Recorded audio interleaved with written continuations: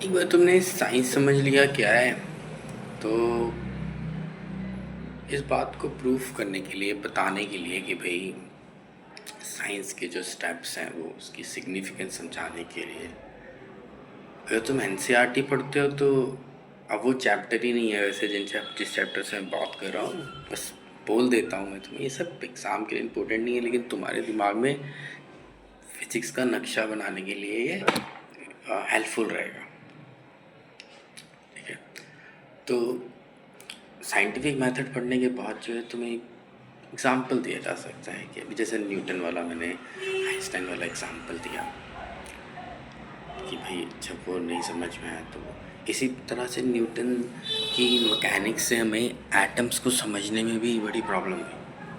ठीक है, तो जब हम उस स्केल पे स्टडी करते थे, एटम्स को स्टडी करते थे, तो हम न्यूटन्स लॉ से सही प्रेडिक्शंस नहीं कर पाते थे।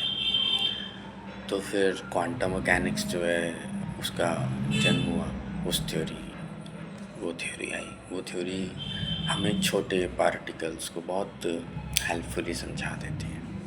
बड़ों को नहीं समझा पाती, नहीं समझा तो वो उनको भी सकती है, लेकिन हम उनको उसको यूज़ उस डोमेन में ज़्यादा करते हैं। ठीक है, ओके। एक थ्योरी काम नहीं करती तो कॉन्टिन्यूस ऑब्जर्वेशन, साइंस अप्लाई करने से नई थ्योरीज आती रहती हैं। आपको क्यों बताया जा रहा है ये? क्योंकि आपको आने वाले टाइम में ये डिफरेंट थ्योरीज पढ़नी है। ठीक है, तो थ्योरीज क्या होती हैं? वो बेसिकली इस प्रोसेस से इवॉल्व होने वाली नॉलेज है। तो जब किसी को साइंस पढ़ाएंगे तो हमें कुछ बेसिक नॉलेज उसको देनी होगी। फिजिक्स जब किसी को पढ़ाई जाती है तो उसको क्या क्या बताया जाता है वो सब अब आपको बताएगी कि किताब, ये सिलेबस धीरे धीरे बताएगा।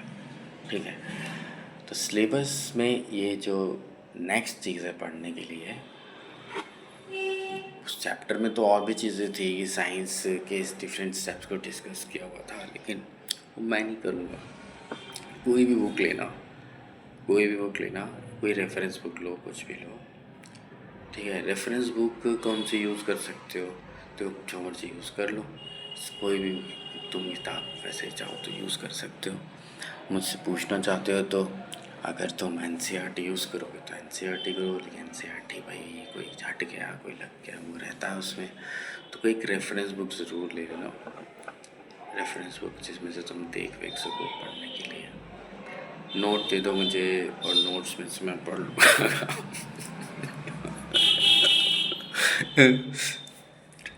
सॉरी,